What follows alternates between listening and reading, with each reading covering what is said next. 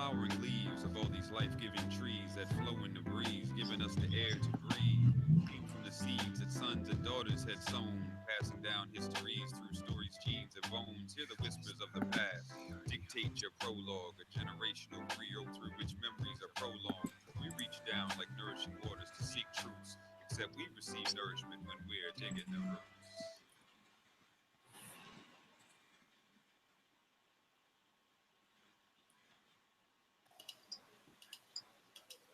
Welcome, everybody. Tonight is Tuesday, March 7th, and you are here for the 28th episode of BlackProGen Live. I'm your host, Nika Smith, and we are so glad that you can join us tonight for our lively discussion that will be taking place regarding a topic that is near and dear to all of our hearts. And what might that be? Well, tonight we're going to be discussing social media for people of color genealogy. And people often wonder, what are the ways that you can use social media in order to grow your family tree? I see a lot of older folks that are using it just to make connections. I see a lot of younger people who are reaching out to folks who might have the same last name as them. They just add them automatically as friends and they have no clue how they're connected or related, or if they are connected or related. And so tonight we're going to be discussing that, as well as groups, different tools that we use in conjunction with our usual things that we have with regard to websites that are just in the social media space. And so as I said earlier, thank you so much for joining us tonight. This is the 28th episode of BlackProGen Live. Before we get started, let's have a conversation. There are a couple ways you can join the conversation with us tonight. You can participate in the live chat that takes place. You'll have to use a desktop computer in order to gain access to it. If you are interested in joining the live chat, just log into the link or visit the link for the live video, and you'll see the chat box at the top right-hand corner of the screen. If you're not able to join using a computer, you can also join the conversation on Twitter by tagging us or adding us at BlackProGen, and also using the hashtag BlackProGen throughout the evening. Want to do some quick reminders as well. Did you know that we have an amazing thing called the Lowdown by BlackProGen? And with the Lowdown, you get the latest and greatest from us in your inbox. If you subscribe to the Lowdown today, check the description of this recording, and it will give you the link to do that. You may wonder what the Lowdown is. It's a collective feed of all of the things that this group produces, whether it's a blog post, whether it's a podcast, whether it's a video, whether it's a radio show, anything that this group produces, you can get that directed to your inbox, so you don't have to go and visit all of our websites and social media separately. So don't forget before the night is over to make sure that you subscribe to the Lowdown by BlackProGen. Also, before announcements are over, just want to remind everybody that we have 27 other episodes of this show. And you probably are thinking, gosh, I didn't know there were that many of them, but there actually are. These are just a few of the topics we've actually discussed before. The Online African American Genealogist Toolbox, that's one of our most watched episodes, along with Arkansas and Indian Territory research. We discussed the Freedmen's Bureau 2 years ago. So well before the project started, we were already had that on our radar here at BlackProGen Live.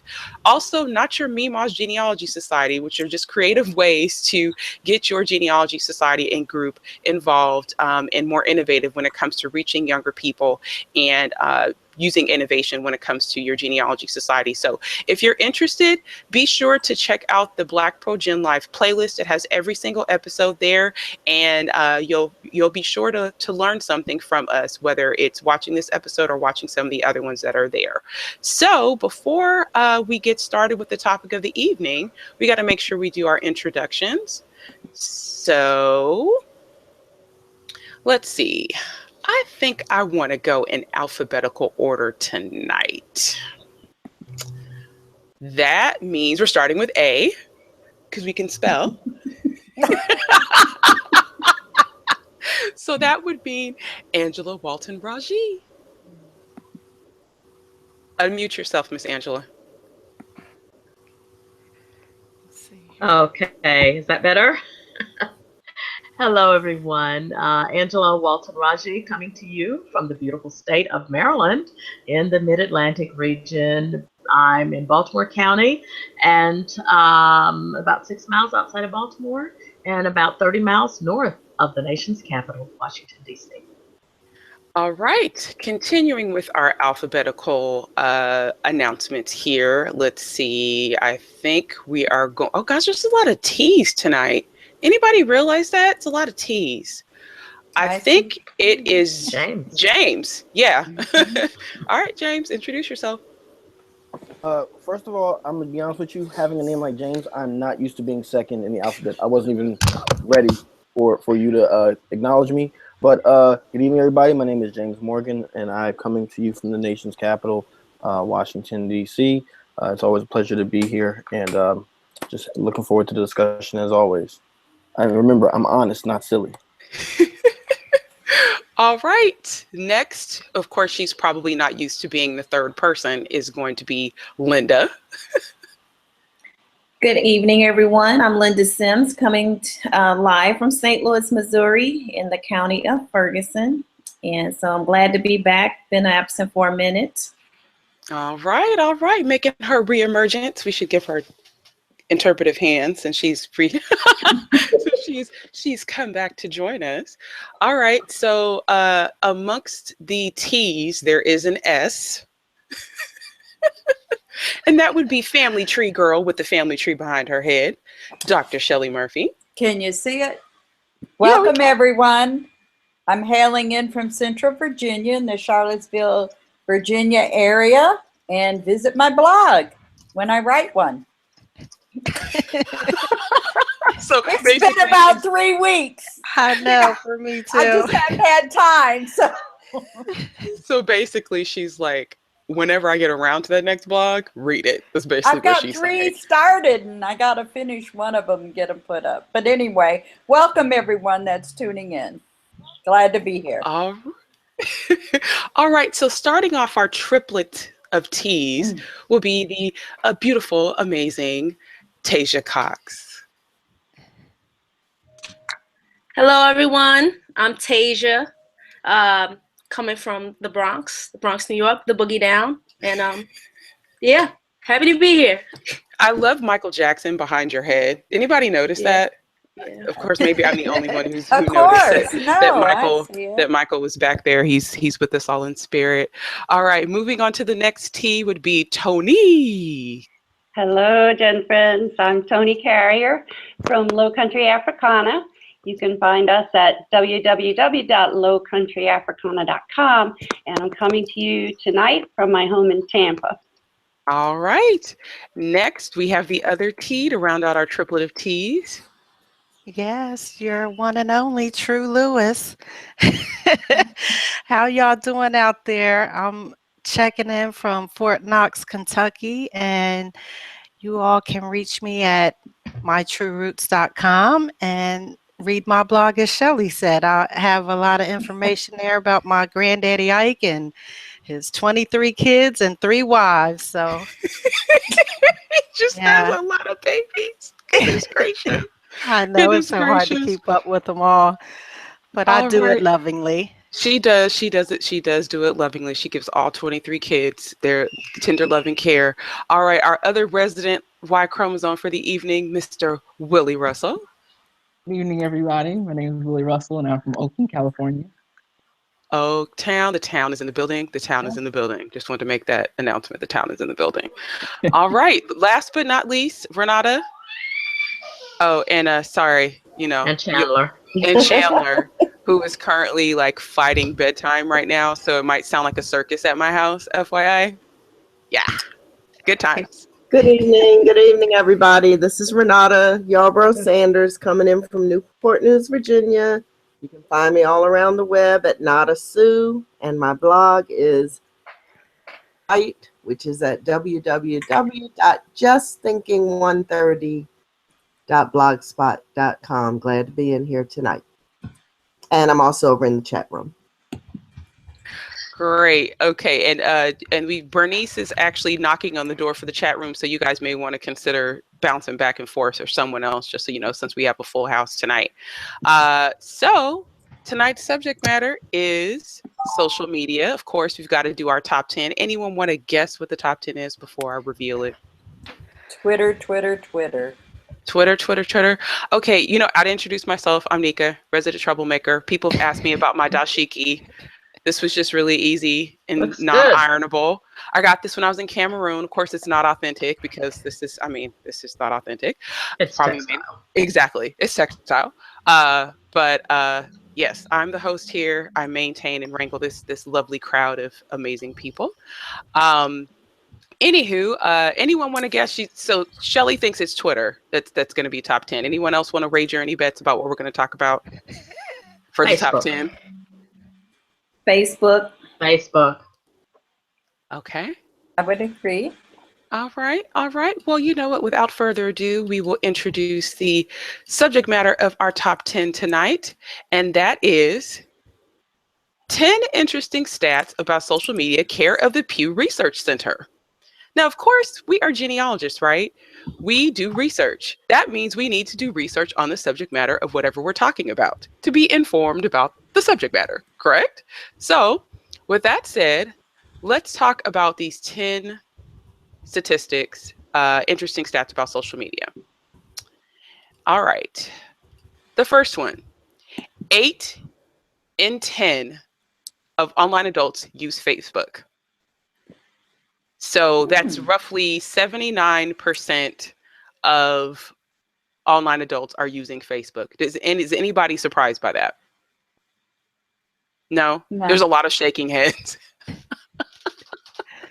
Why are you not surprised? It's almost a way of life now. It's an interaction. It's a form of communication. And some people have this more than they do face-to-face. Agree.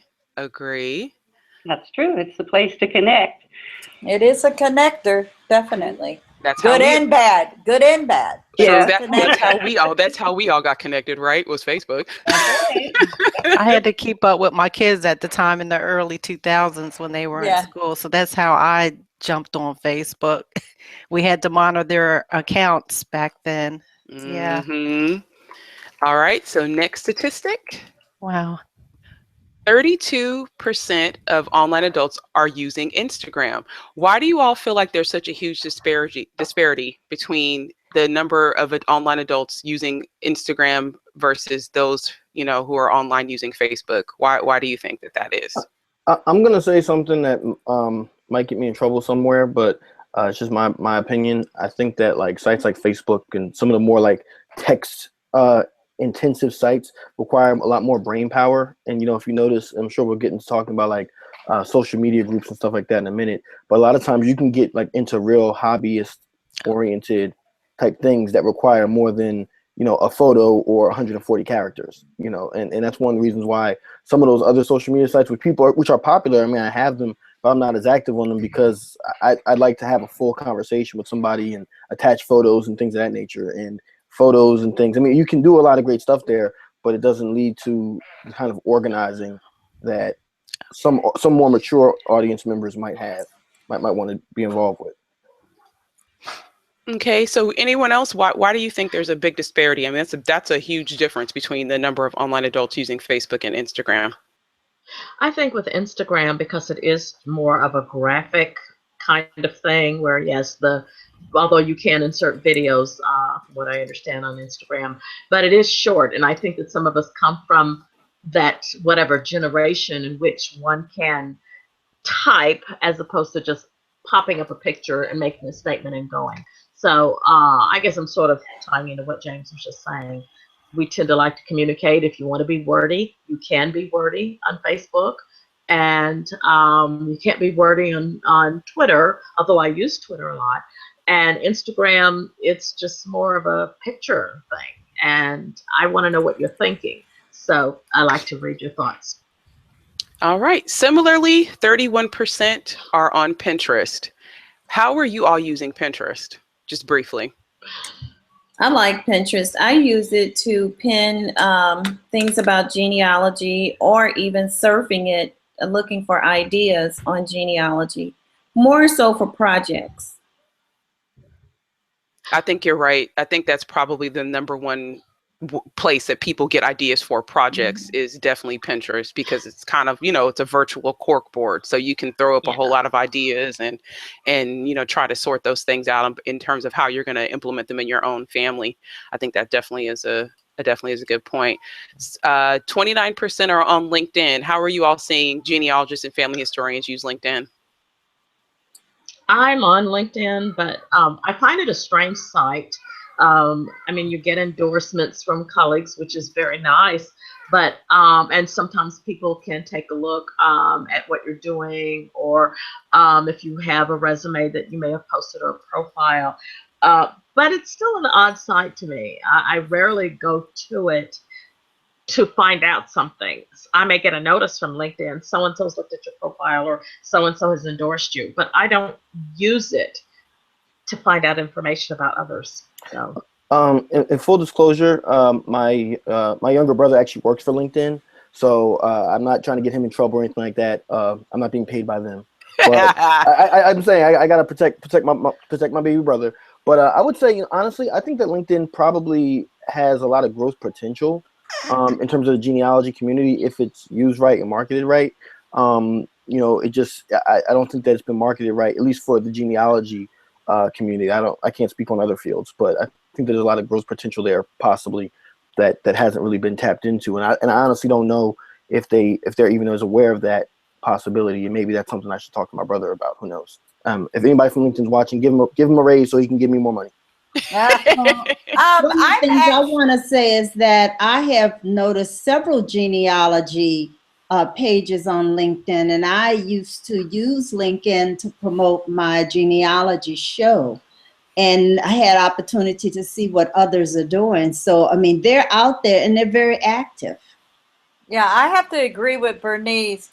I am an active user with LinkedIn, and it's a great networking site, and that's actually, I think people toy between the Facebook interaction versus a professional networking, interaction. So you go to LinkedIn specifically for certain things, where on Facebook, it's a free-for-all.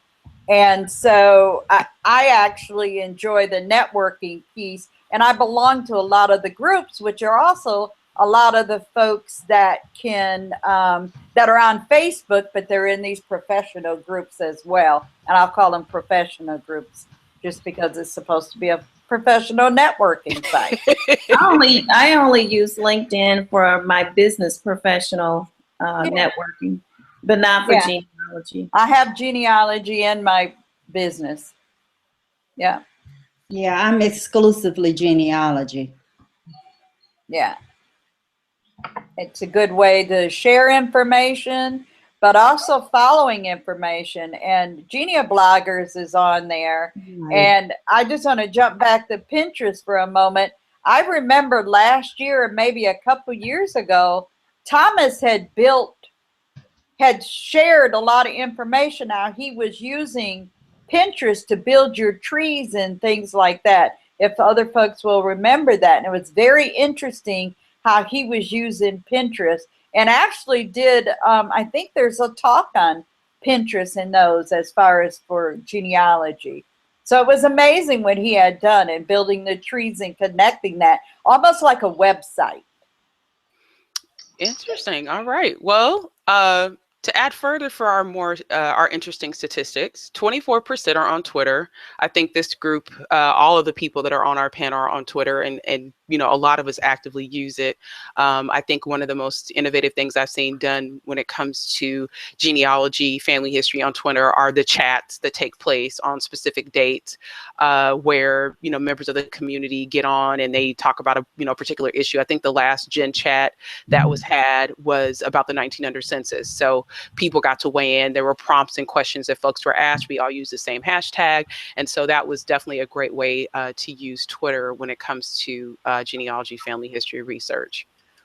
Moving forward with our statistics, 76% of Facebook users visit the site every day. That's amazing. Which makes sense because we all fall in this demographic.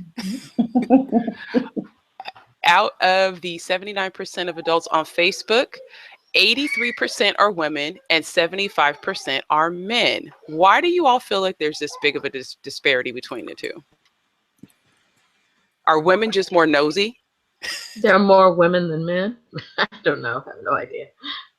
I think it's a family interaction. Right. And I also think women are more social. Yeah. Some men may look at social media like, what's the point? True. True. I think you definitely have a point. Continuing on with our statistics, 56% of online adults use more than one of the 5 social media platforms, being Facebook, Instagram, Twitter, LinkedIn, and Pinterest. If you all had to pick your top 2, what would they be? Facebook and Twitter. Facebook and Twitter. Facebook and Twitter. Facebook and Twitter. Facebook and Twitter. I'm gonna go Facebook and LinkedIn. I'm a rebel. I like LinkedIn, but if I'm gonna choose, I'm going Twitter probably even over Facebook sometimes. It just depends. True. Yeah. Willie, you're the lone wolf. You and True are the lone wolf that haven't weighed in on this one. I prefer Facebook and Twitter, but Pinterest is like my little secret. Like that's where I go to do my ideas. So that's kind of like up there with Twitter for me personally on a daily basis. Yeah. That would be my third choice. Willie? I would say, I forgot Tasia. Tasia.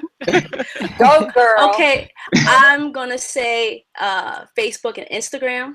I like taking pictures and then adding that little caption. And I think that draws people in. So I've gone to cemeteries and I've taken a picture of a headstone. And, I like taking pictures. So Facebook and Instagram. What's your name on Instagram? I'll follow you. Tay Digital. And I'm trying to get the Ivory to do Instagram too, because it seems like that's where I'm going to draw the young people in at. Yes, ma'am. They're not big on Facebook or no, they're Twitter not too much, but that Instagram, that's my ticket for the reunions to get them, especially with our upcoming one. So we're looking for youth. you know what, Nika? I'm going to withdraw my answer. I'm going to say Facebook and Ancestry.com are my top 2. But that's You not consider social media? That's not social media. I consider it social media. You can message people, you connect with people with DNA, but I guess we can talk about that later on in the conversation. We can. It's a platform. It's up for interpretation. So let's see. Let's finish these out. For those that only use one website, of course, Facebook is the only social media platform they use. So the reason why I'm bringing up these statistics is so that when you're doing your research using social media or social networks, you're understanding your demographic, number one, and also you're understanding how often people check these mediums. And if they only are using one platform, you'll know what it is versus you just kind of flinging something at the wall trying to see what sticks. Lastly, 56% of smartphone users age 18 to 29 use auto delete apps. And those would be apps that, you place content up and it dissolves. And so then you can't access it anymore and access it anymore. And one of those apps would be Snapchat is a auto delete app. Who on the panel is on Snapchat? I rarely use it. It's on my phone. I can't figure it out. I can't either. It is the craziest thing. And it just hit the stock market. I mean, they rang that bell the other day and that guy was a billionaire, with Snapchat. That was it's kind of awesome. But I also think it's a generational thing with some of the Snapchat, Instagram and things like that. So, Tasia, the only one that came up, with the other one. So, and again, I think it's a generational thing. And I actually have that one too. I just don't use it. Well, let me ask you one thing. You think Periscope is part of that? I think, of course, this link, this set of data was just based off of what Pew had. That was their baseline in terms of the five social media networks. But of course, we've got to talk about others, which of course we'll bring those up at some point. Okay. We've got to bring in, your Periscopes, your Snapchats, Right. we've got to talk WhatsApp. about WhatsApp. There's a lot of different ones. GroupMe. There's a ton of different social media apps. And I think, like I said, this is a place for us to discuss how we use those in our individual searches. So just to start the conversation off tonight, when did you first start using social media? Oh, gosh. When I started using Facebook. Was I never? I'm checking. 2009 for Twitter. And let me go see what Facebook says. Miss Shelley is going back and looking at her profile. What does it say? I did. Well, I'm tweeting. It said April 2009. How do you find it? How do you find when you start? It's usually if for Twitter it's on your profile. It'll say you've been a member since whenever. Hit your profile. So I would say for me, and this is going to date me a little bit. I came from that bridge generation where we were sort of like playing around with things that were social media like, but they weren't exactly social media. So I'm one of the Black Planet people. People probably don't even remember Black Planet. Okay. Oh no, I'm Wahini girl. Wahini girl. Yeah.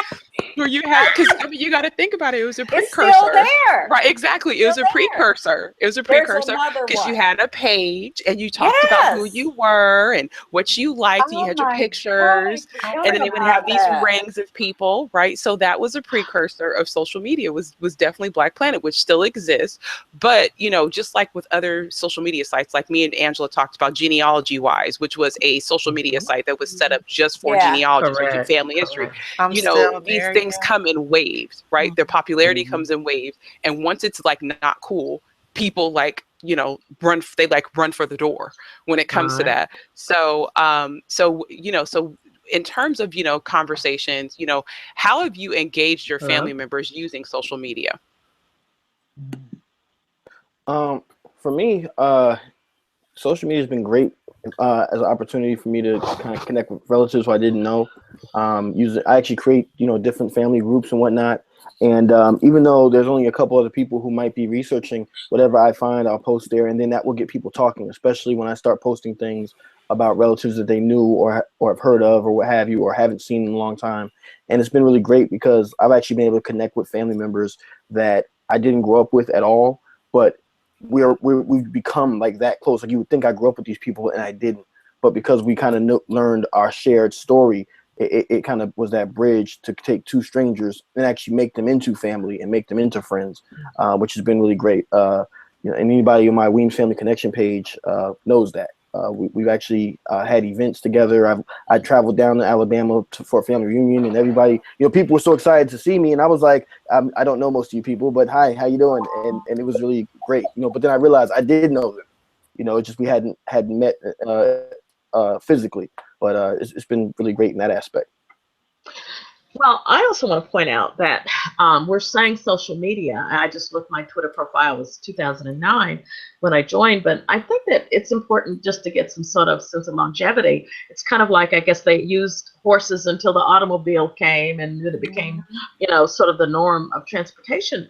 But before, I can go back to before social media ever existed as a concept, because there was the live, interactive, real-time interaction when America Online, it was AOL. And for years, we had live Tuesday night chats and daily lunchtime chats. Ma'am. And you type hello, someone says hello right back. I mean, goodness, almost all of us are part of that. Tony is a part of that world. Several people on the panel are part of that. And that goes back to the beginning of the 2000s, if actually further than that, because some of us were on Prodigy in the 1990s, which was a bulletin board. But then came AOL, which was live, interactive, up to the minute. You type, I type. You type, I type. Right. So that to me was really the birth of social media. And social media as we know it now is actually just catching up to where AOL was 15 years ago. Because, you have that live feature But 5 or 6 years ago, it was not common to have that type of interaction, even on Facebook. It was still more like a huge worldwide bulletin board. So, I think we've got to take that into consideration. Absolutely. I think that was another point that I was going to make, is the fact that, we've got so many things that predated a lot of the stuff that we're currently using. And with that, in terms of how people are using it, I'm hearing, about family groups. I think that's one of the biggest things that people are doing on Facebook, is galvanizing their family, organizing their family into family groups, talking about reunions, sharing history. In my family group, I mean, people just, they'll say, oh, okay, so this person died, we're going to have the arrangements. They post that sort of thing. They post when babies are born. They post when we have a whole series of threads during graduation season where everybody's shouting out, well, my kid, graduated from here. It'll even be preschool. People will share the preschool because they are proud. They want their baby out with the little miniature cap and gown and all that kind of stuff. They share all that stuff in our family group. And, I would definitely just suggest to everybody, there are a number of us, raise your hand if you have a family group that you manage on Facebook. How many of us have that? I was going to say, most of us have several. I think one of the things to just keep interest is you have to keep posting. Like, you can't just leave it there. Right. You can't just say, oh, we have a group, and then that's it. Like, you've got to maintain the interest. And maybe you only hit them up like once a month, but like, make sure that you're sending something out, or that you're putting something out. And especially with the use of DNA right now, one of the things that I do is I have a running document in our group of who's taken which test, so that when people buy the DNA kits and they start seeing names pop up, they'll say, oh, okay, I saw this in the group. It makes sense. Now, I know who this person is, especially if they're on like Ancestry and their username is different. I'm even part of some DNA matches have added me to groups, reached out on Facebook. Oh, that's nice. That's interesting. Yeah. I've had that happen too. Mm-hmm. So How how have you all found family members using social media or social networks? Go ahead. You mean on social media or just yeah, in the DNA groups, I think a lot. I haven't made discoveries, but I have been introduced to people. Melvin was able to find what happened to our Uncle Elijah's children, grandchildren, great-grandchildren, and he met them after a connection on Ancestry. And then, of course, it turns out that some were on Facebook, so we do now connect with each other on Facebook. So I've been introduced to them through him on Facebook, but not any new discoveries, no. No new discoveries. No. Okay. Well, I guess I'm telling on myself because, shh, don't tell nobody. But you're already laughing. Y'all can't keep a secret. Social media is the biggest data mining project in the world. Yes. Just in case you didn't know that, because people, oh, it's free. No, it's not. You're paying a price. You're paying a price. Yeah. There's a show. I highly suggest anybody watch it. I love random facts for some reason. Maybe I think I'm going to end up on Jeopardy one day. But there's a show on True TV called Adam Ruins Everything. And this guy basically moves through life in different situations, and he addresses basically things that you didn't know. Like, one of the last episodes was about like hygiene and how Listerine came up with the whole term halitosis. Like, it actually never existed. And so one of the episodes that he talks about the internet, and he talks about how, different services basically are just huge data mining operations that allow advertisers to get to you in new and innovative ways. So, of course, this is what the price we pay for using stuff for free. So I bring that up because you can really do genealogy research using social media. A lot of folks in particular forget that they designated certain family members on their profiles early on. And maybe it may have been years ago where they said, so-and-so is my cousin, or this is my sister, or this is my husband, or this is my spouse or my partner. Or it could be, you can verify that a person is who it is looking at their educational attainment, right? Where they went to school, hometown is listed on people's profiles, right? So a person may be from Miami, but they live in Detroit, So if you've got two Lakeisha Harrises and one fits those demographics, there you go. Pictures, huge clue, huge way to connect other people to other folks. I'm giving y'all all the secrets. Y'all better not tell nobody. Okay? Because here's the other thing, and this is for free. And I want some change in my box. Y'all leave me some coins on this one. Even if you have a private profile, people forget their profile pictures are public. Folks do not go back and change the viewing on their past profile pictures. People forget to do this. They just don't do it. So that album is usually all open. And several folks may be tagged in photos. Yep. That's funny. So get your troll on. If you're trying to find somebody or you're trying to verify something or whatever, the information is out there. It totally is out there. So, and it's not going away. And it's not going away. You know, I mean, think about, I know the number of people that I know that are deceased that still have Facebook pages. Oh yeah, that's true. You know, that's a big way that you find out somebody has died is, you know, hopefully after the family's been notified and whatever, someone will post a status where they will tag the person and say, oh my gosh, I just heard that this person XYZ, they're deceased. And then people start commenting. That's usually one of the first ways that people find out about deaths are through social media or through tags on Facebook. So I'm a huge troller of that. It's a data mining. And my whole thing is, if you're going to be mining me, I'm going to mine y'all. Well, one of the things is to realize that people are leaving a digital footprint. Right. And when we start talking about genealogy, I mean, you're out there, you're putting it up there, it's dated to the point where Facebook will even give you a book. You can download a whole book of all of your postings for a year. And I don't know how many people pay that much attention to it. You know, they'll, on your anniversary, they'll put together a little anniversary video by taking information that you have put out there. And then people start worrying about identity theft, but you're telling it all. It's out there. Order. And, you know, some of the young people, they have sometimes put some very damaging information on Facebook. Right. And don't realize that, wait a minute, they're looking for a job. The first thing the potential employer may do is go on Facebook just to look at their profile, even to determine the level of maturity and to determine whether they know what's right and what's wrong, what you should not put up. Even if you hide your friend list, if they comment on something, you're going to find them out anyway. True. Absolutely. Absolutely.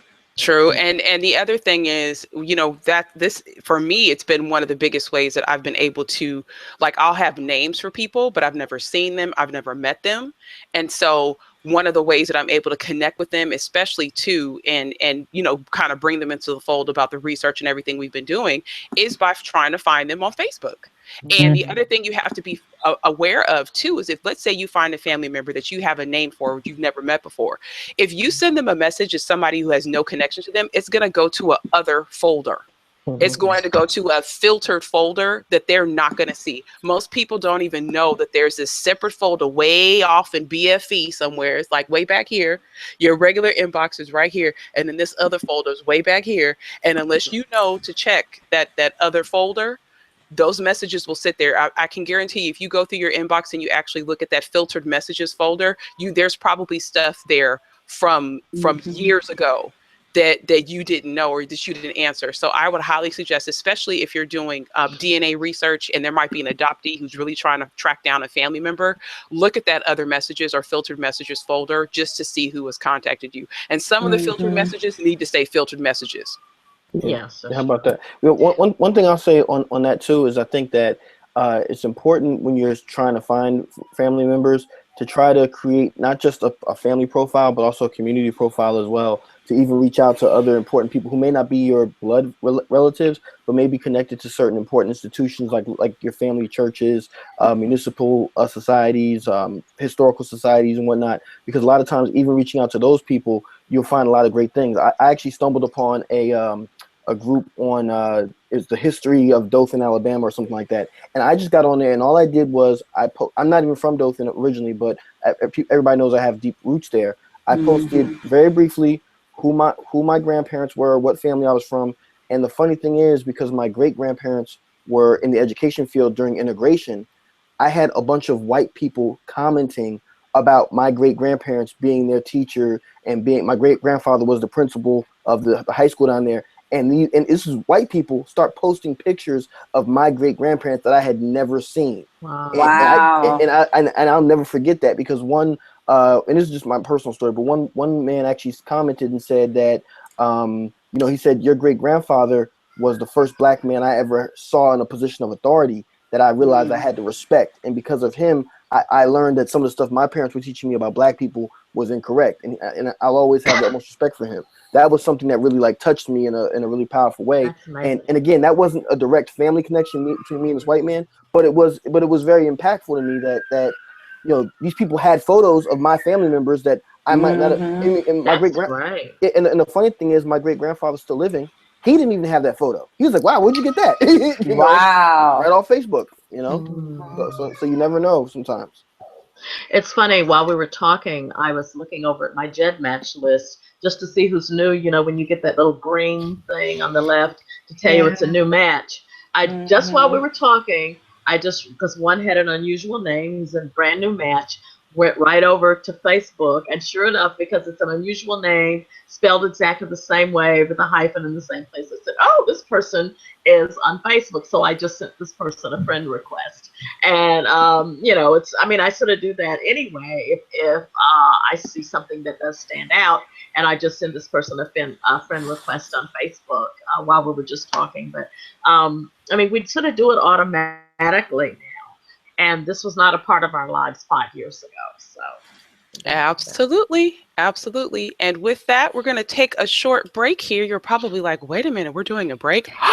Guess what we are? So that gives our panelists some time to get water, maybe do a little bit of a dance while we have our break. But we will see you back momentarily. We're still live, though, during the break, correct?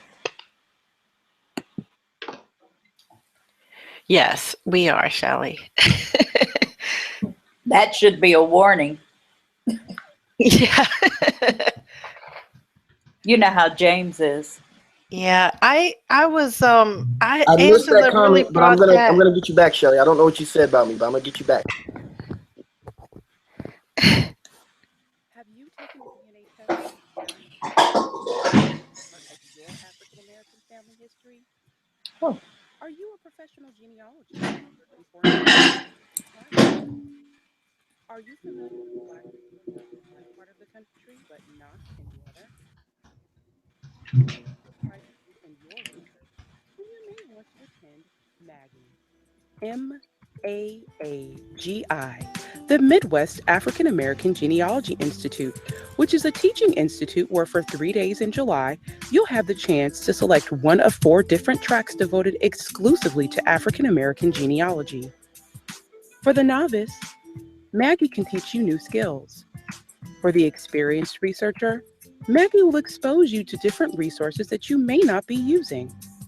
Located at the Genealogy Center at the Allen County Library in Fort Wayne, Indiana, MAGI will take place July 11th through 13th, 2017. The MAGI experience brings nationally known speakers together with a small group of participants for 3 intense days of learning, analysis, and growth. MAGI can change what you know and influence how you approach your knowledge of your own family history. Whether you need a foundational course, a writing course, or wish to explore the times before and after the slavery era, or if you simply need help in understanding DNA and what it means, MAGI will teach you how and where to go next, now that you have begun to look at your past.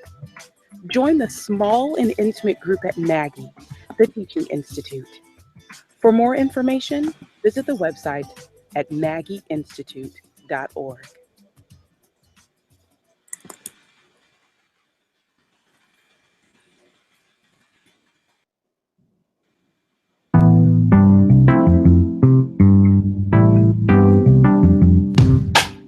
The flowering leaves of all these life-giving trees that flow in the breeze, giving us the air to breathe, came from the seeds that sons and daughters had sown, passing down histories through stories, genes, and bones. Hear the whispers of the past, dictate your prologue, a generational griot through which memories are prolonged. So we reach down like nourishing waters to seek truths, except we receive nourishment when we're digging the roots.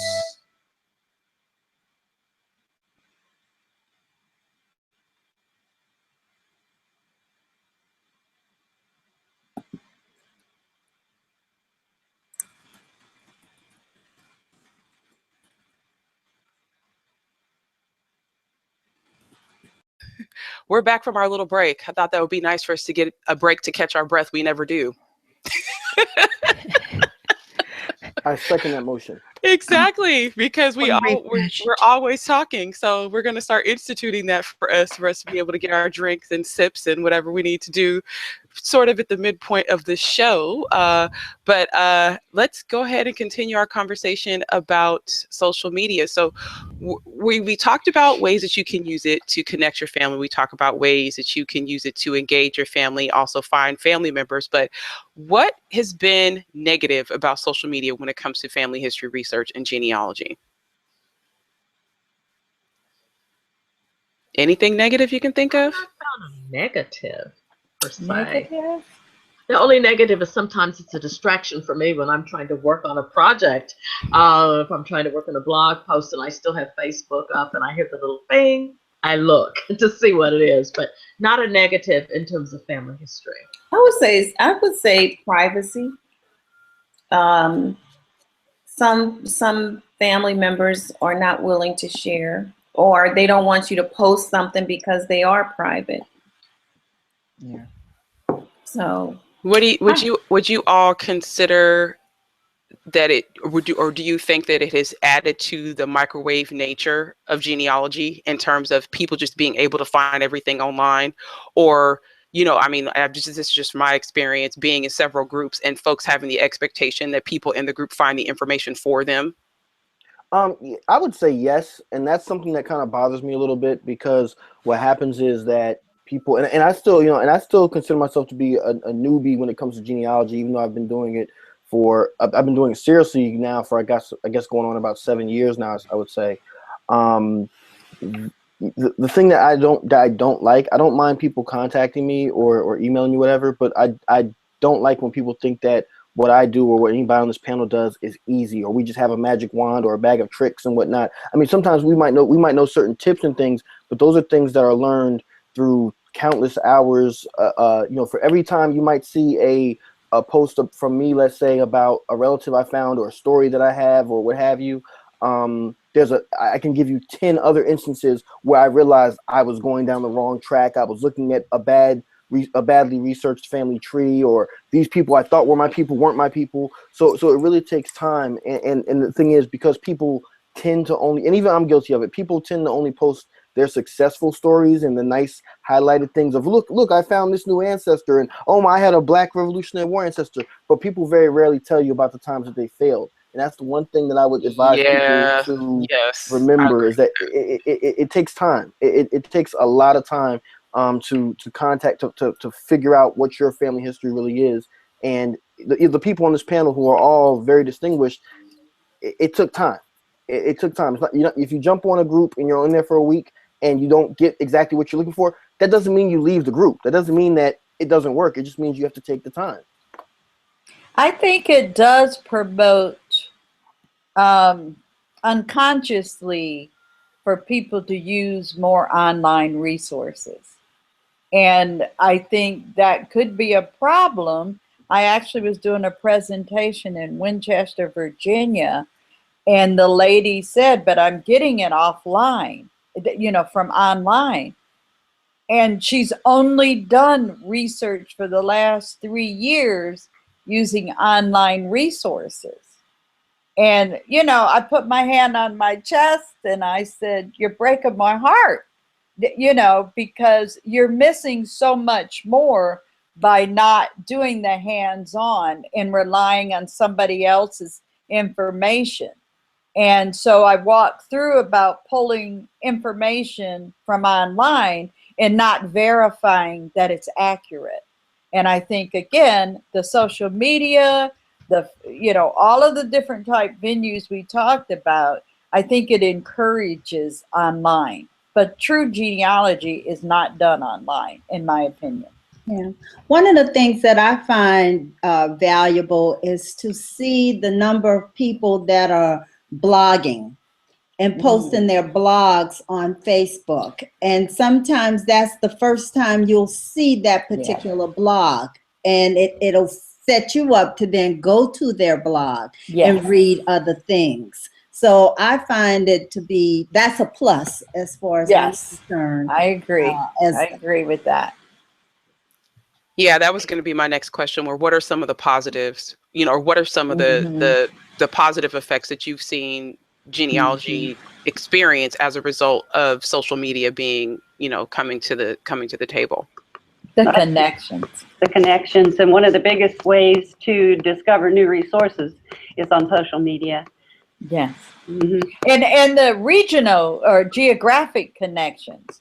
And listening to what someone else has done should give you clues. Well, wait a minute, let me try that. Maybe that site's got information for me. Or wait a minute, I saw Low Country Africana. It's not just the Carolinas. Don't forget Georgia.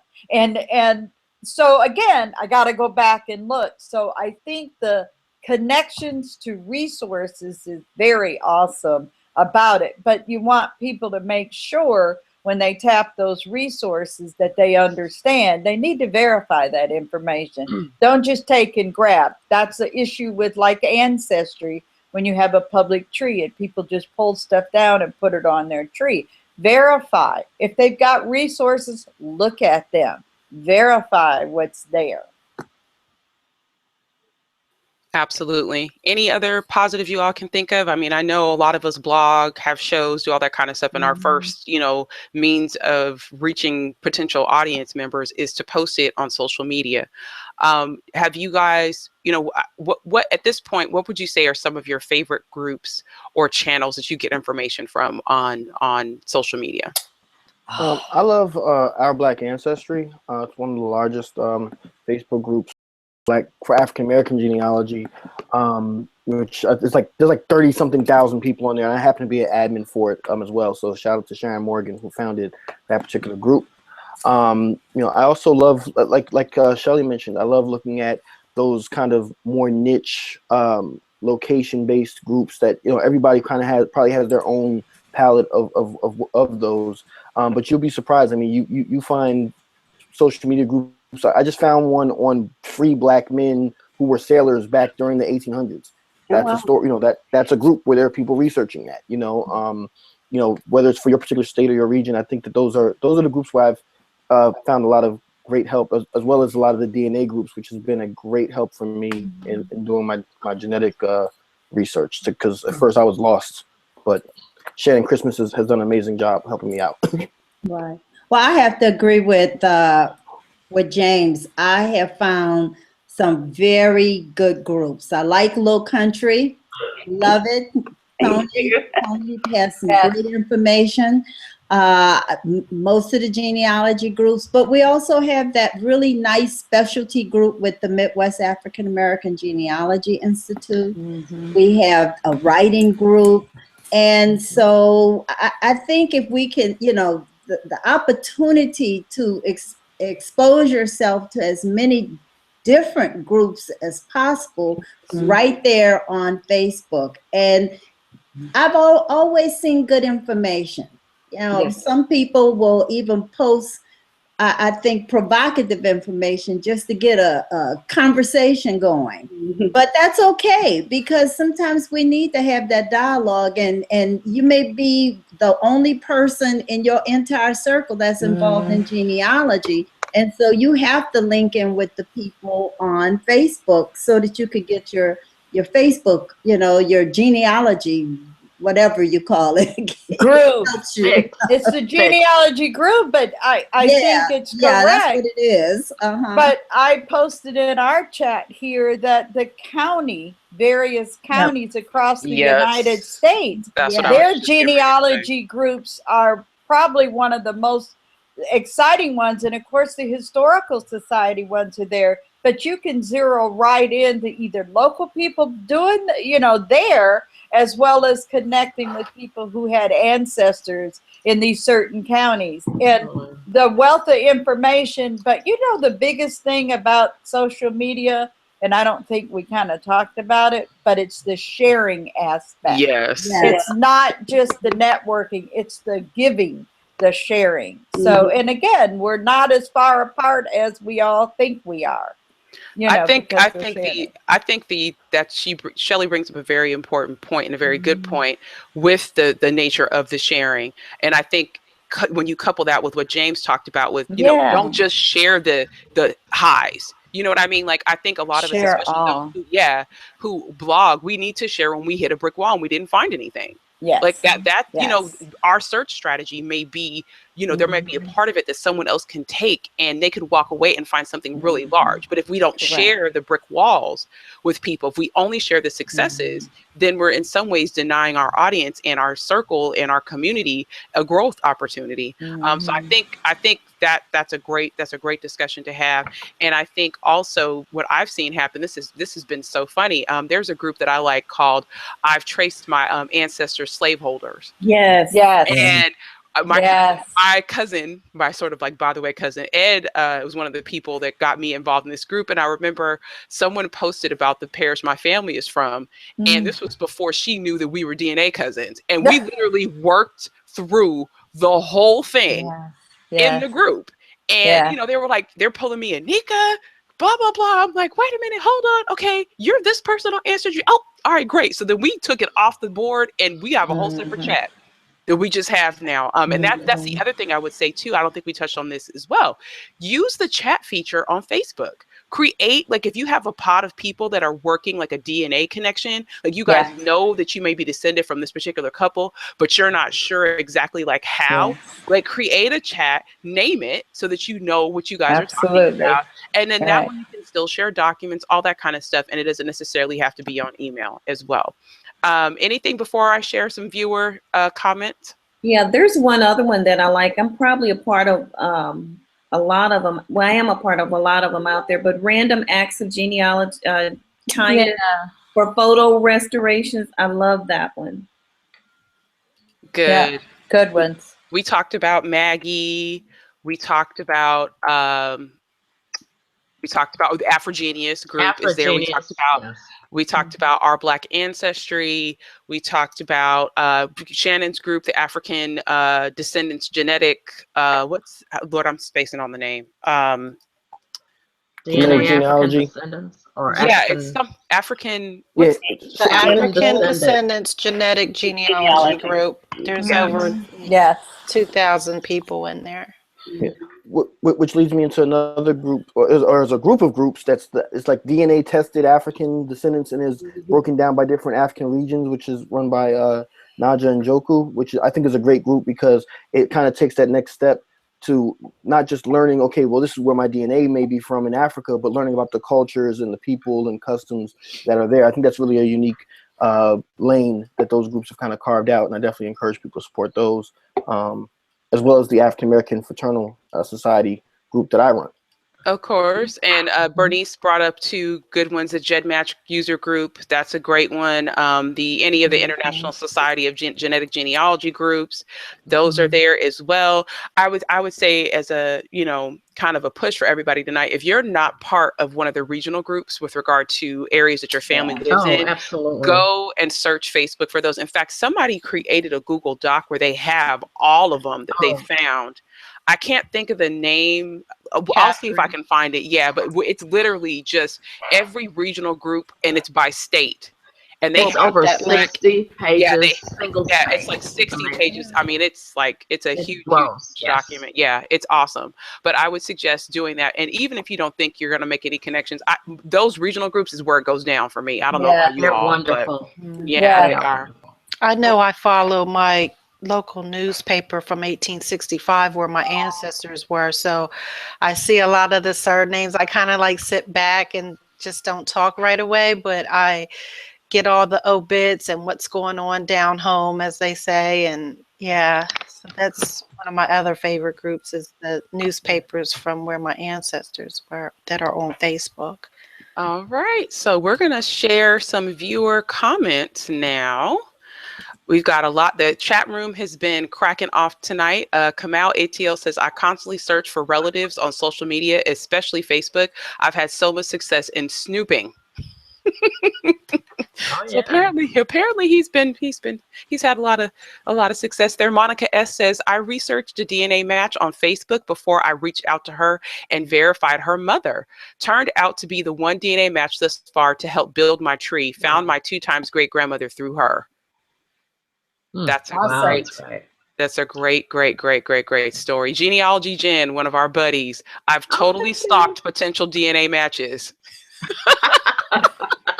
That's funny. Which is funny. I think so. I think there are people who definitely do that. Khalifa, another one of our genealogy buddies, says, I enjoy the regional connections for the exchange with fellow genealogists who are willing to service for you. And what she means by that would mean if you need somebody to go and do a lookup, somebody's willing to go to that region and actually do that for you. So before we move into our next segment, which of course is everybody's favorite time of the night, anything else you'd like to add with regard to social media and the discussion when it comes to people of color genealogy? It's not going away. No, that's true. And remember, it is public. Yes. I don't care what they tell you, even a secret group, it's public. It is, because it can be screenshotted. That's right.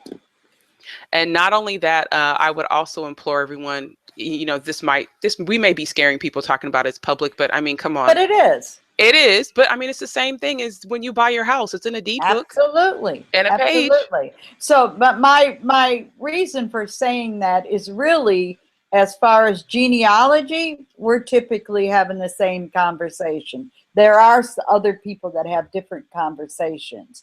So hot news that's going on and things like that. So again, like you said earlier, this stuff gets dug back up. I have an example locally that's happened, and it might be affecting somebody's position because of something they tweeted, 3-4 years ago. So again, just be more conscious about what you're doing. The networking aspects for genealogy are awesome. I wouldn't trade it. 20 years ago, we didn't have even this conception of something like this to be able to connect with so many people in such short time.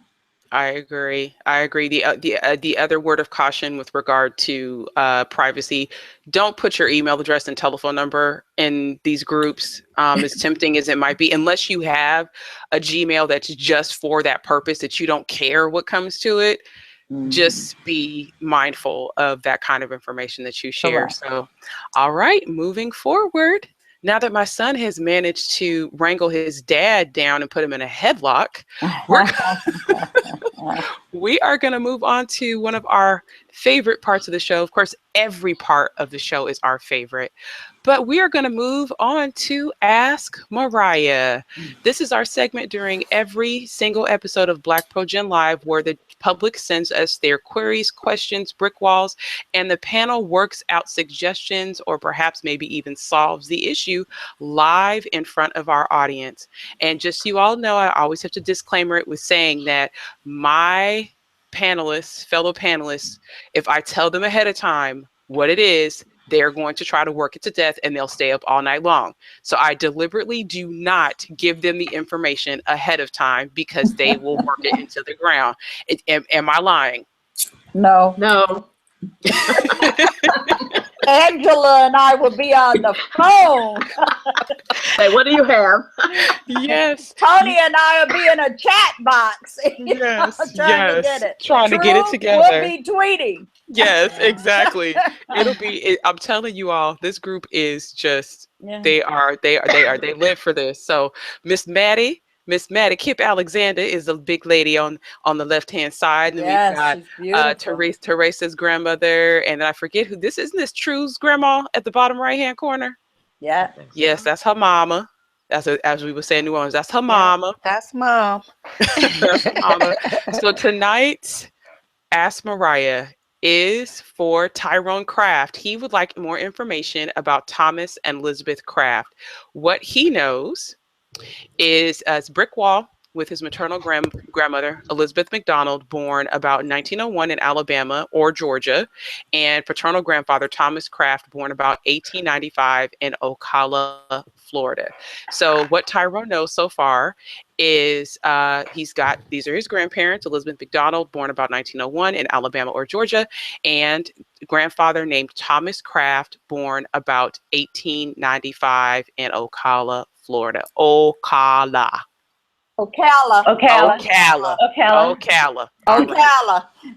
Now I was trying to put it in the chat to help you out. I know. Ocala. She tried to make me say it phonetically. I was horrible. Sorry. All right, moving forward.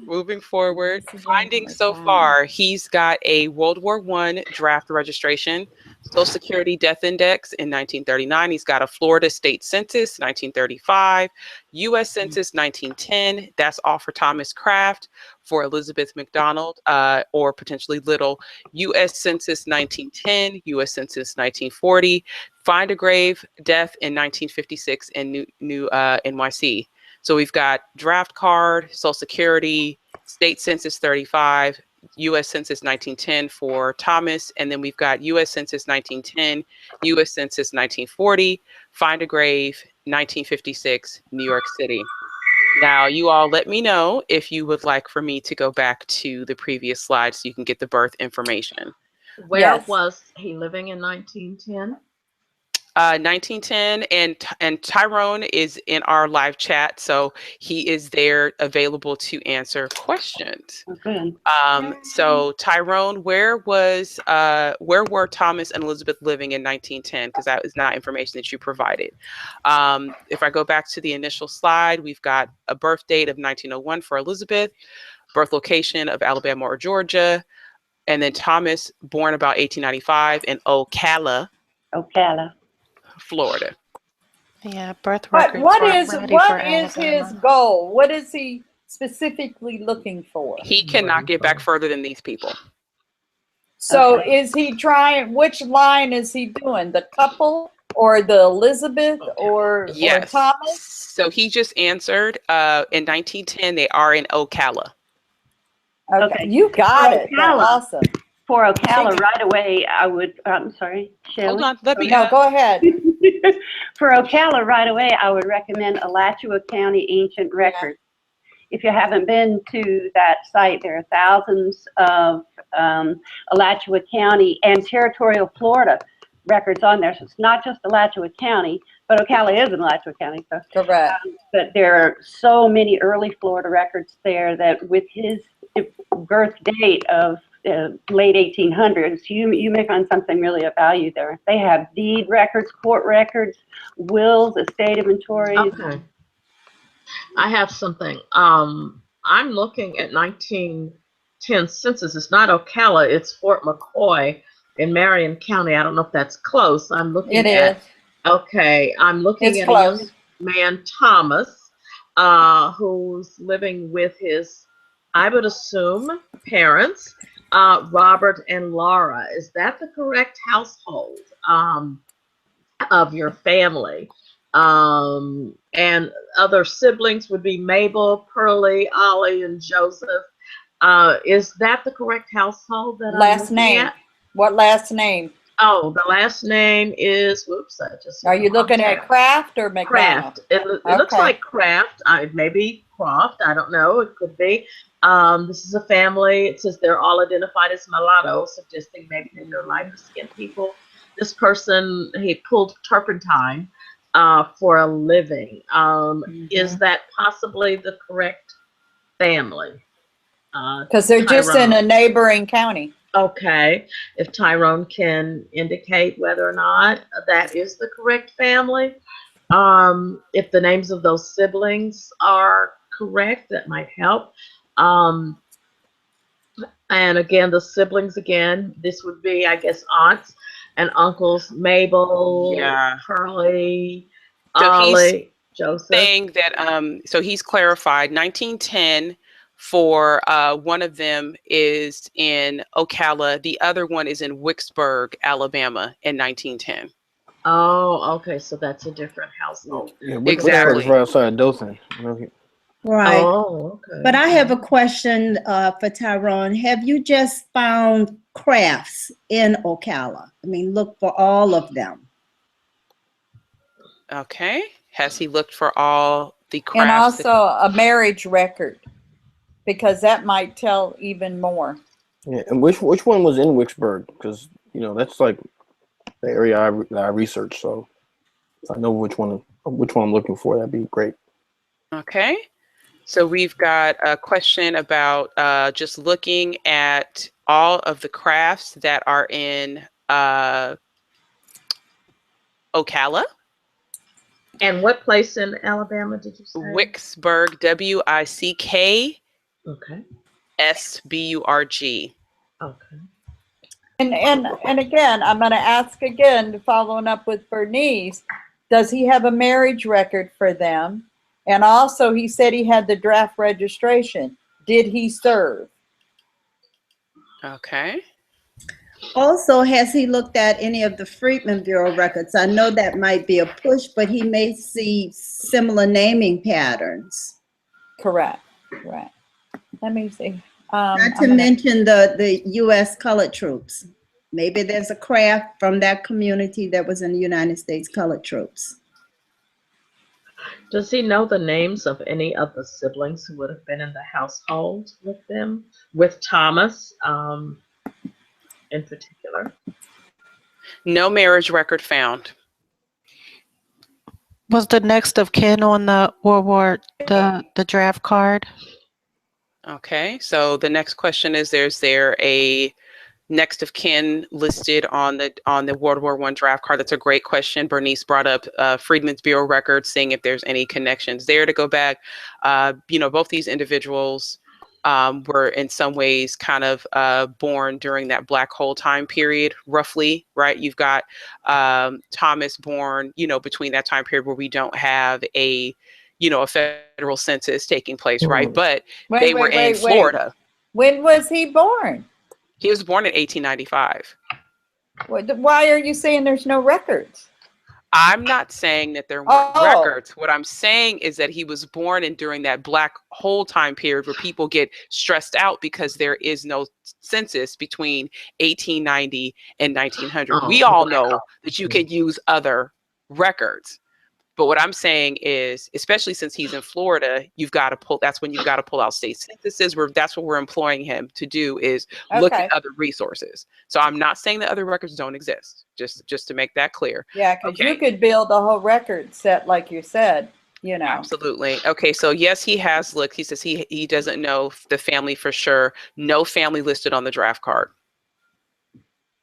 Has he been able to, and I'm going to go back to that marriage record, because that's going to back up during some of that. Do we know approximately when the first child was born, in order to determine maybe a couple years prior to that or a year or so, there might have been a marriage?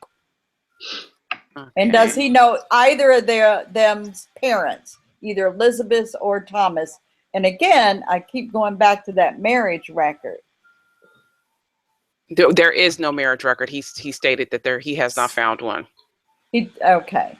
And so, has he done a simple search of just the last names and no exact craft and what was it, McDonough, with no exact thing either on Ancestry or on Family Search or whoever? And then I go for the newspaper stuff, because that time, 1900, they got married somewhere. Yeah, I would recommend too. I mean, because Tyrone actually commented to me in the chat box earlier about our families kind of being close. I'm looking here. Wicksburg is right it's right between Dothan and Enterprise. I mean, I would also highly recommend looking for similar surname people in those two places because when you start talking Dothan and Enterprise, those are places that people tend to go towards rather than move away from. So I would highly recommend doing that also. Right. Okay. Also, he may consider looking at craft with a C and craft with a K. Well, that's why I was saying For don't put spelling exact on it. Right. Yeah, Yeah, I would I'm suggest doing in that this right now. in this instance, I would probably do a wild card, use a question mark, and then RAFT Right. For your search, because then that'll be a catch-all for C or for K. And then that way Yeah, you won't have to search for them separately. So he was born 1895. So the chances of getting married, I'll just add 20. What's 20, James, on to 1895? You see how she came for the young person? She was like, baby, you better Well, have it because, and another reason I'm saying it, there's a pearl craft in Volusia County, and I'm up a little bit further where I lived in Leon County, but there's a craft there. But I'm looking at the close areas around Ocala, and you got quite a few crafts there. So I would venture out and surround Ocala County, Alachua, and venture all the way around each one of those counties surrounding Ocala. We've got, he just commented, Elizabeth, her mother is Donnie Lamon, father Tom McDonald. He said he found a marriage record. And I think, let's see, the father was listed as TJ McDaniels, but not McDonald. Well, McDaniels, that name definitely rings a bell down there. It's definitely a very big family down there for sure. 'Cause a lot of the McDaniels and the Daniels families are intermarried, or you know how those surnames kind of get delineated over time. Actually, and the reason I know that is because I'm a Daniels, so that actually. And I'm a Daniel. And I'm a Daniels too. Oh, there you go. But my folks is Florida. I mean Louisiana. But We're still. in Alabama too. Ocala True, I is didn't know- Marion County, not Alachua. Okay. True, I didn't know you were Daniel. Who is Now, in I'm the looking at the- household? I'm Okay. sorry, Angela. I couldn't hear you. I was asking who was in the household in the 1910 census where he found him. Who was in the household with him? Okay. He With says Thomas that Kraft. he does do all searches with the wild card, so it can catch the K or the C. And I wouldn't even use a wild card. I would do it just strictly, and I've got some in Marion County.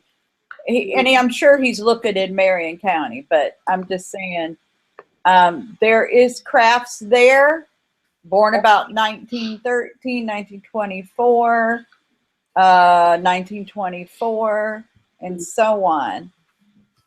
I feel like I know that name, TJ McDaniels. Was that the minister that was there? That officiated the wedding or something? Or you said that was the father? I know that name. The father was listed as TJ McDaniels. Mm-hmm. Okay, so Tom McDonald, who was the father of Elizabeth, was a landowner in Jackson County, Florida. Okay. Is that who was in the household with Elizabeth? Thomas Kraft? Mm-hmm. Remember, this is Elizabeth, his wife. Elizabeth, the wife. Oh, I see. Her father is Thomas McDonald, who was listed as McDaniels on the marriage license he found. The mother is listed as Donnie Lamon, Lammon. Mm-hmm. Great question, Bernice. Can you ask that? Yes. The question is, how did he acquire the land? Has he looked at any land records, homestead records, or what have you? Okay.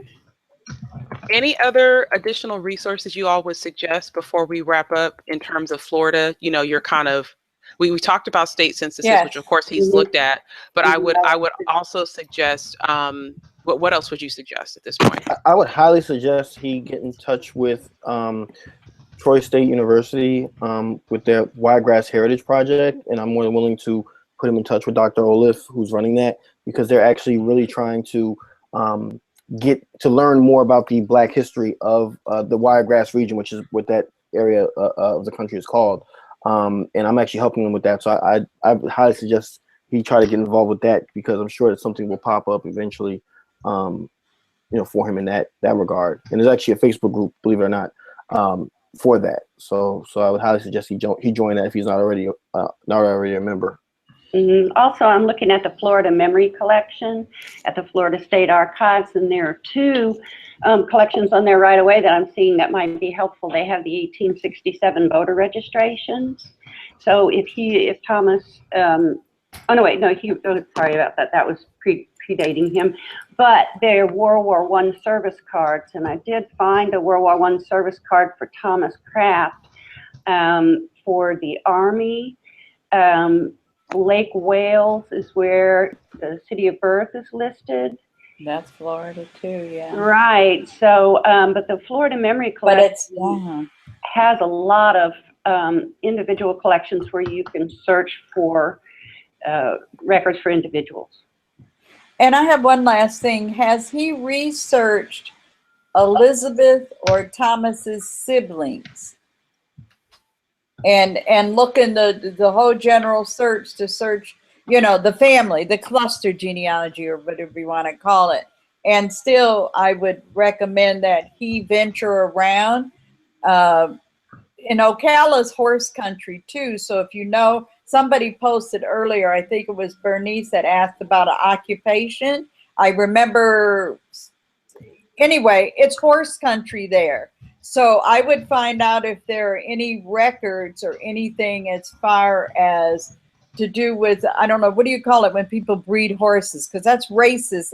They breed them. No, they breed. That's a big breeding area for for umpteen years. So it's another place to check. And, a lot of blacks worked at these places. And it's breeding. They do the, the race horses and stuff, but it's breeding. Yeah. So that's another option. And then I think there's a genealogy group. If it's not in Ocala, I know there's an OGS chapter in Tampa.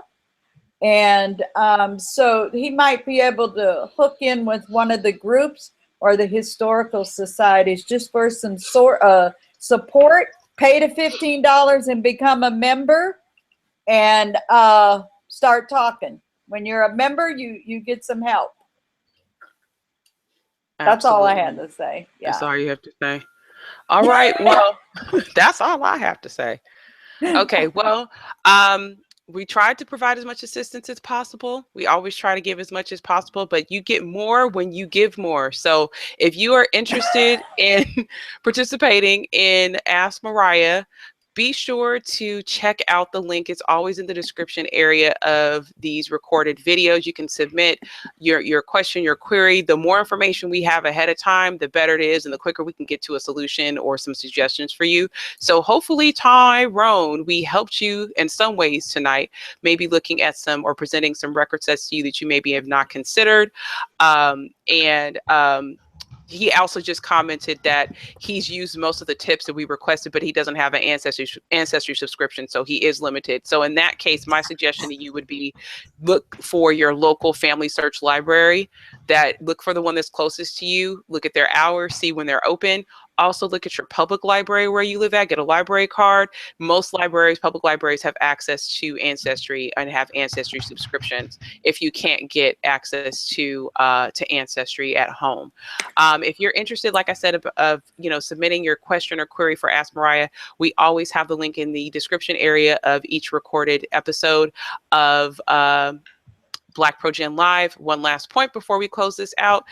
Ms. Shelley admonishes you to use familysearch.org, which I'm sure that's probably what he's using for free 99. He says, thank you.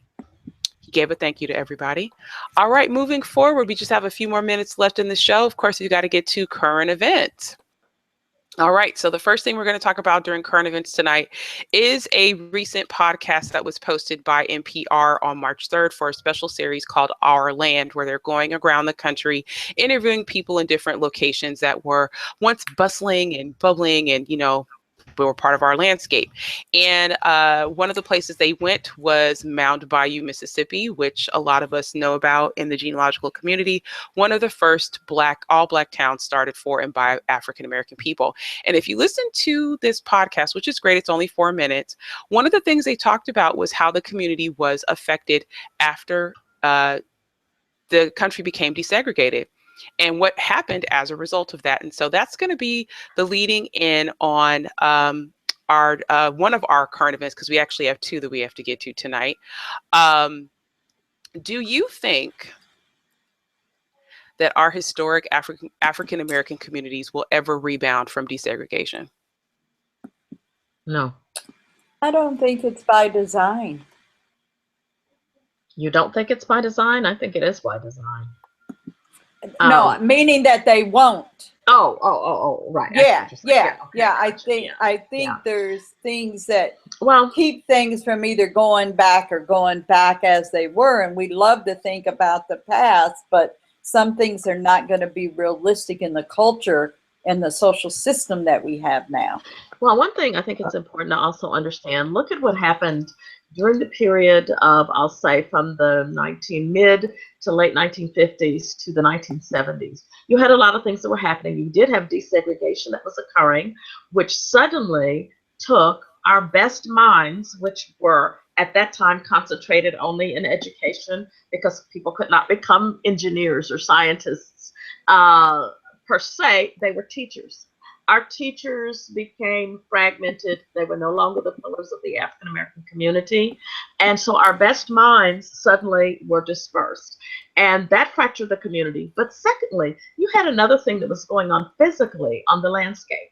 You had the interstates that were being built, that entire network of the great highways that we use. Where did the highways go? They cut right through historically Black communities. Pick any state and you'll see what the interstate did with communities. Look at also the expansion of the airports. Pick many cities and you will find runways built on top of historically Black cemeteries, land once owned by many, many people who were landowners. And with the expansion of the interstate, you saw then the beginning of true loss of land. And then you saw the movement that affected the Black farmers. So you saw a threefold effort that really fractured the entire community in multiple ways. The educators were dispersed. And as I said, the lands that were taken through historically Black communities, St. Louis, Nashville, you name the city, and look at the expansion of the airports, they went right through historically Black communities. And no, it was by design, and many of these things really did happen. Anyway. Do you all feel, sorry, this just to add, sort of like adding on, do you all feel, especially since I live down south, I see a lot of folks that were born and raised in this area, or, were born here and then their families migrated elsewhere, and then they were raised in those new locations. I see a lot of those folks moving back to these historic towns and locations. Do you all think that that would be a way to potentially revitalize, would be the people who were, pretty much just born here, coming back as retirees? You know what I mean? They've got potentially a steady sort of fixed income, you know what I mean, to be able to spend in the environments. Do you think that's a way that we can maybe rebuild some of these locations? Or well, I think that one of the things you have to remember too is, regardless of where you live, it's important to control the economics of the community that you live in. So gentrification and all that type of stuff is only possible when you're not in control of the economic factor. Okay, and of course we know historically everything wasn't always fair, but that's the main thing that I would communicate in regards to that. I'm one of those people who actually, I was born and raised in New Jersey because my grandparents, moved north, and then I don't live in the deep south, but I have moved south from where I'm from. And I do think that there's an element of truth to what you're asking. But again, it only works out if you control the economics in the community in which you live. I tell folks all the time, the thing that I find interesting about Washington, D.C.'s history, ethnically speaking, is that the Black community, that meant something different in the early 1800s, because the Black community back then was in Georgetown and in the Foggy Bottom area. And then over time, we were pushed into like the U Street corridor, Shaw, which is where Howard University is. And now, slowly but surely, Black folks are being pushed out of the city out into PG County, which is where I happen to live now.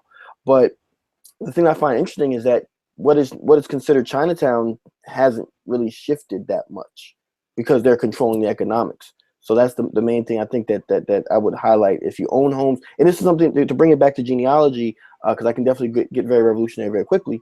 To bring it back to genealogy, folks, everybody's situation is different. But when grandma and grandpa die, that doesn't mean you just sell the house and take the money and go somewhere else with it. Sometimes it's best to keep the house and to continue to uplift and build a community where grandma and grandpa lived. And I'll just leave it at that. Right. And I would just like to add that I think there's several variables that would support people if they move back. First of all, you have to have access to resources. Yes. You have to have access with the money. You have to have access to stores, medical care, various social outlets to make it worth your while to go back home. And for older people who are thinking, I'm going to now leave California and go back, let's say to Louisiana, Arkansas, they still want to go back and have some semblance of what they left. Mm-hmm. And that might be a way to regrow the community, but they don't want to be the only new pioneers walking into the community and they don't know anybody. So it's something to think about. I've noticed a lot of folks in the area that my family's from. One of the ways that they even started this whole sort of like quote unquote reverse migration, because I don't really consider it that, is they would have class reunions for, the Black school. They would have it every year, and everyone, it would kind of, push everybody towards coming back to the community and visiting. And then once folks started to reacquaint themselves with being back there, and they, maybe saw that their dollar would go a little bit further, or, they could afford a home for cheaper or whatever, then that kind of, made a lot of folks actually start to move back. So anything else before we move on to the next topic of current events? Because I already know this is going to take up a lot of time to discuss it. Ain't nobody got nothing to say? I think we're good. Okay, well, we're going to move on to the next one. And there's no way that we could let this week go by and not talk about this. Shelly's rubbing her head. I know what's coming. You knew, I know it's coming. You knew it was coming. There was no way we could do current events and not talk about this. So just to review, just in case you haven't been on social media or watching the news, because we can't assume that everybody has been. The new head of HUD, Dr. Ben Carson, who has in past years been one of the noted, luminaries, or I guess a lot of people's hero, so to speak, in the Black community, spoke to his staff for the first time, and he had some interesting comments to make about that talk. I'll just let you all know that the live chat people are saying bless his heart. They've already started with the bless his heart. Okay, so basically what he said was, that's what America is about, a land of dreams and opportunity, he said. There were other immigrants who came here in the bottom of slave ships, worked even longer, even harder for less. They too had a dream that one day their sons, daughters, grandsons, granddaughters, great-grandsons, great-granddaughters might pursue prosperity and happiness in this land. And of course, because of the use of the term immigrants with regard to the formerly enslaved, a lot of people had a lot to say about this. So I bring this up because I think it's part of a larger conversation. Within the last week, we also, in the genealogical community, have seen presentations go forth that have questionable uses of terms. Just recently, there was a webinar that was given called Apprentices, Indentured Servants, and Redemptioners, White Slavery in America. This is within the last week. So we've got the term immigrants being used with the formerly enslaved. We've also got the term white slavery being used. This is within less than a week of each other. And, before we go into this discussion, I kind of have to preface things a little bit and say, Ben Carson was born in 1951. He's a descendant of the Great Migration experience. He comes from a less than ideal home in terms of, the dynamics between his parents. And he's really 2 generations separated from his ancestral place of origin or emergence after slavery. Okay. In my opinion, I feel as though a number of people who were in his situation, being folks removed from the environment for an extended period of time, could have made this statement unknowingly. With that said, here's my question. Why is it powerful we tell our story?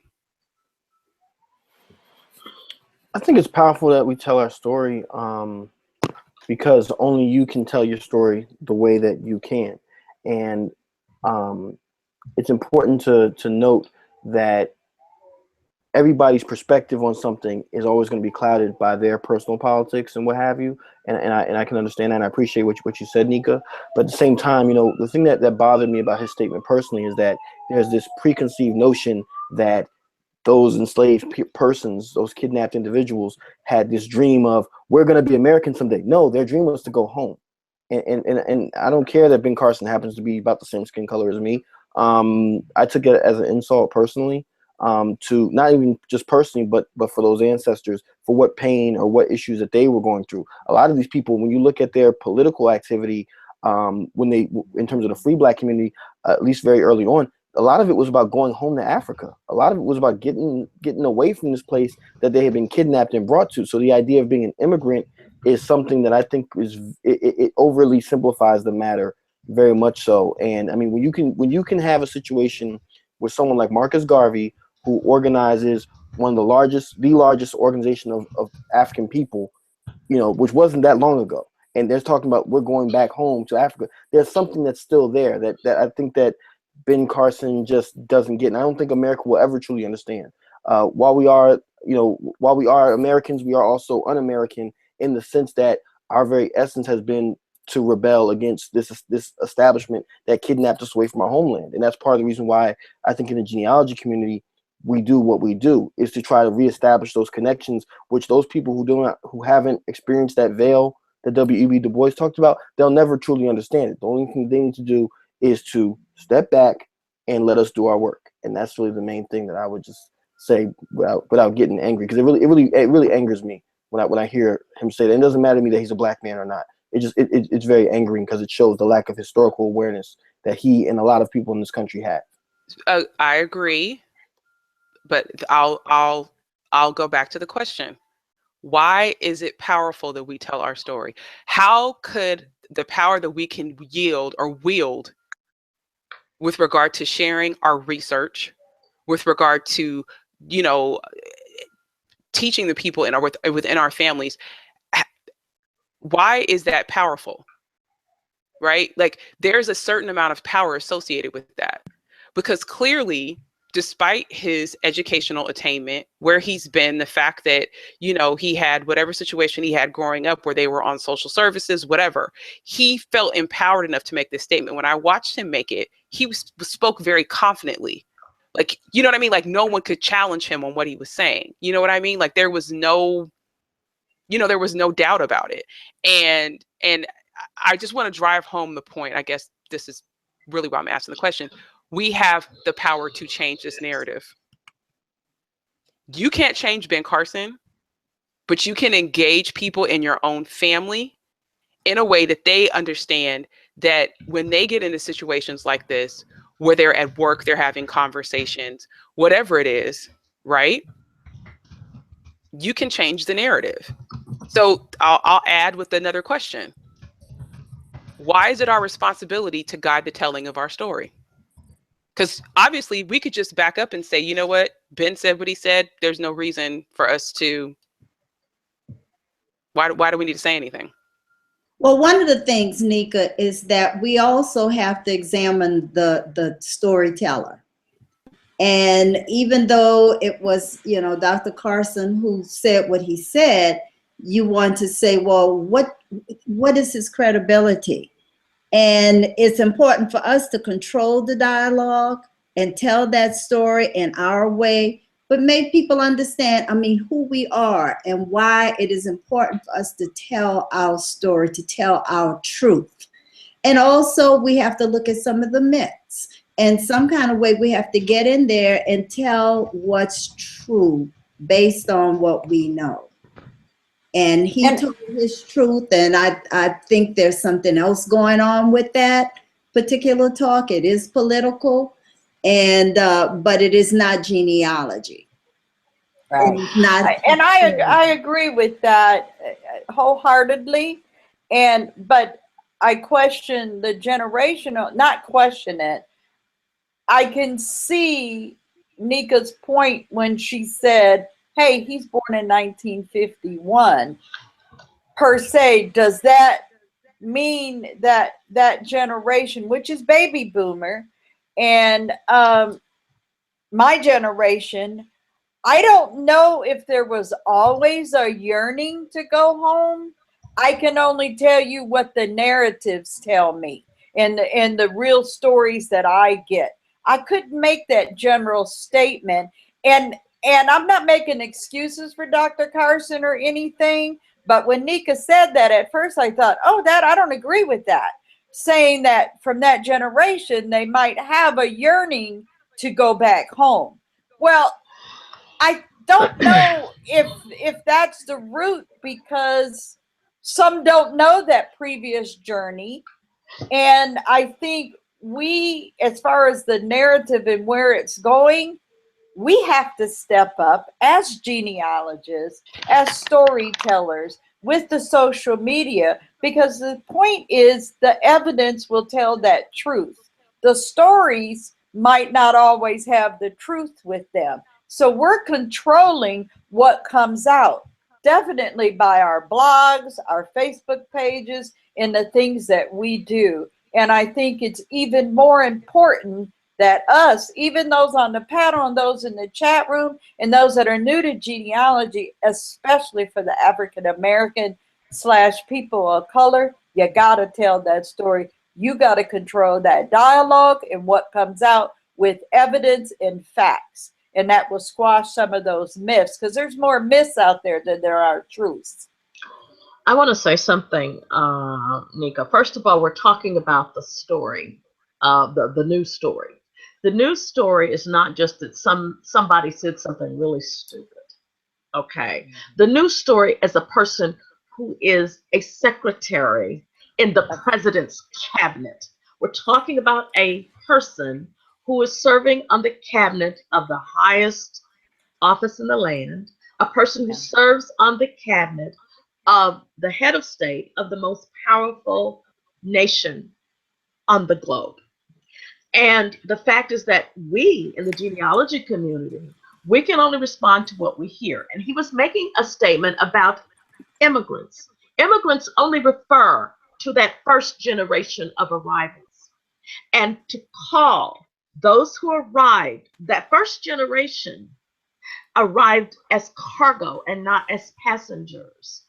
Yes, they had one goal, and their goal was to go home. That first generation, because that second generation had no memory. Home was now some faraway place that Mama and Papa used to talk about. But that first generation of those enslaved men, women, and children had only one desire. And so it is very, very challenging, because now, why is it important that we tell our story? Of course we must, and we do. All of us do. We blog, we write, we teach others how to tell their story. But suddenly, a person of power in the cabinet of the head of state of this country has said something so outrageous. In addition to what you pointed out, Nika, we have had to listen to a colleague refer to other immigrants. True, they suffered. No, this is not a suffering competition in terms of who suffered more. Oh yes, indentured people did have, however, one thing, they had hope that their debt would be paid. They knew that when they gave birth to their children and their children's children would not be property. So there is a difference. And so as that narrative gets changed, perhaps unintentionally, but it's still very dangerous to call someone whose children would never be sold, who would not be forever this indentured woman, and all of her issue, as we see in those records of our ancestors from that first generation of individuals who arrived not of their own choice. Whereas that, and many times, yes, that indentured person had to pay a debt, but that debt would be paid after some time. Whereas the enslaved person, there was no end to their obligation to toil and toil and toil as their children and their children and their children would be. So we do have a challenge. We now have a brand new challenge. We've got to refute the myth of comparing indentured servants. Say that, Say please. it again. Say it again And for the people in the secondly, back. our other task, number one, we've got to refute that myth in our own genealogical community. Yes. And we have got to then now deal with the burden that the Secretary of HUD has just placed upon us. And we know an administration that has some issues, and I'll leave it at that. The fact is that, yes, we now have an incredible task ahead of us. It is a tragedy. It is a travesty. And oh my goodness. Oh yeah. Oh Well, yeah. the reason why I'm Gotta bringing tell this the up, story. you have to tell the story Gotcha. because I mean, we can spend a whole nother hour and a half talking about the distraction techniques of 45. That can go, I mean, that's a whole other separate episode. It's about the right? story. But for me, I've seen and I've heard people who are in a less of a station in life than he is use terminology, references the exact same way. And they're people of color. Yes, They're not people of power. And you know, they're not even people of power, but see, here's the thing, they could be birthing the next person who is in power. Correct. They could be influencing the next person who is in power. So we can't, you know, yes, he's at this large office, but we've got to affect the community that we can control or that we have influence on. And that's small. Those are our communities, those are our pockets. And you know, this is the danger of us not realizing our power and our responsibility to tell those stories. I think oftentimes as researchers, we feel like we can't raise a church finger and say, no, that's not right. Actually, that's not the correct narrative. Actually, that's not the right story. And what I'm seeing is I'm seeing a lot of researchers rising up and, you know, correcting the narrative. And my admonishment to everybody tonight is continue doing that. Don't feel like you have to be certified to do that, especially if you see organizations within our community who are making decisions or hoisting people up and their content is not correct when it comes to our stories. Don't feel like you have to cower yourself down and, oh, they don't want to hear from me and blah, blah, blah. And you know, you've been steeped in those records for the last 20 years. And you know that person that came in there and co-opted that topic is not right with the information they're presented. Because see, that's the thing. Those little seeds of distraction or those seeds of massaging out some of the rough periods, those get passed out along to other people. And then they proceed to spread that misinformation to other folks. I think it's okay. Yeah. And they think it's okay. So just feel empowered, everybody. This is the whole point. What the internet has done is it is given a platform to just about anybody. And we have it, and you don't have to just about. It has given it to any and everybody. Everybody can have access to this. They can. And everybody can sell their own story. And again, you control what you do. And the more you denials, and there's going to be disputes, and there will, just like you said, there will be disputes amongst people of color. They need to be educated. I build things off of evidence. I tell and speak from evidence. I'm not making stuff up, put it that way. There's no fake news. And so let's talk about our next episode, everyone. All right. As World War II commenced, defense production skyrocketed in Los Angeles with more than $11 billion in war contracts, which called for labor in the automobile, rubber, and steel industries. Black Americans migrated west in response. In just 30 years, the Black population of just Los Angeles went from 63,700 in 1940 to 763,000 in 1970. Chinese Americans were some of the earliest inhabitants of San Francisco.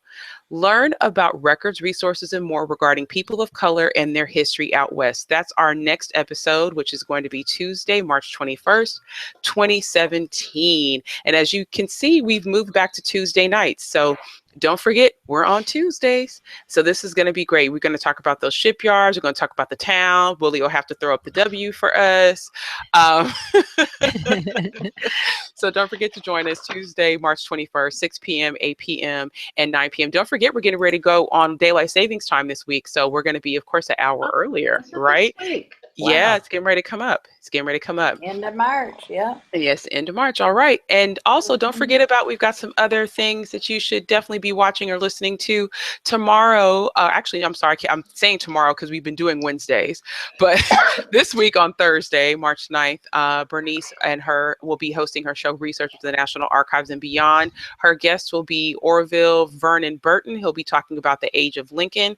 We'll also have the next iteration of the African Roots podcast, which happens twice a month. That'll be released on this Friday, March 10th, 2017. We also like to shout out our Genia Bud, Dear Myrtle. She usually has these YouTube live sessions on Mondays and Wednesdays. On Wednesday, March 15th, Shelly Murphy is actually going to be on the panel for Wacky Wednesday.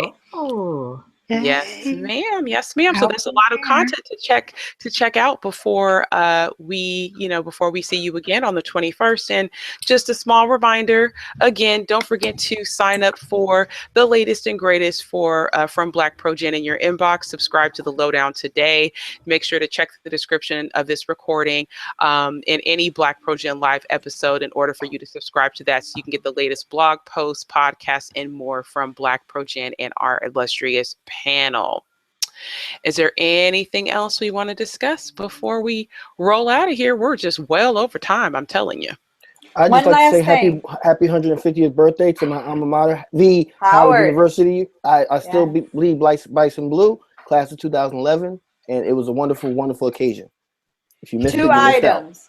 FAMU and the Black News Network, and the other thing is tell the gentleman from Ask MARIAH to tune in on Wednesday. It's about timelines. It might be a good tool for him to help with the Thomas Kraft and Elizabeth McDonald brick wall. All right. But y'all know about FAMU and J.C. Watts and the Black News Network? Okay. Yes. Okay. If you haven't heard about that, then you make sure you Google it. Please. All right. Home of the Marching 100. Home of the Marching 100. All right, y'all. Thank you so much for joining us, for tuning in to the 28th episode of BlackProGen Live. Wow. We'll have to have a special anniversary show on the 30th. I know. I think we're going to be, what are we going to be talking about then? I forget, but I actually looked it up. Oh, it's military. People of color in the military. That's going to be the military episode. Love it. So maybe True needs to like dress, I don't know. Maybe she needs to have a regalia on or something that episode. We'll see. We'll work on her. We'll work on it. All right. So on behalf of our panelists, I am Nika Smith of whoisnikasmith.com. On behalf of Angela Walton-Raji, Bernice Alexander Bennett, James Morgan III, Shelly Murphy, Tasia Cox, Tony Carrier, True Lewis, Renata Yarbrough Sanders, who left us, Linda Sims, who left us, and the youngie of the bunch, Willie Russell the Fourth. Thanks so much for joining us. We'll see you again on Tuesday, March 21st. Talk to you soon. Have a great night, everybody. Bye, everybody. Bye-bye. Thank you.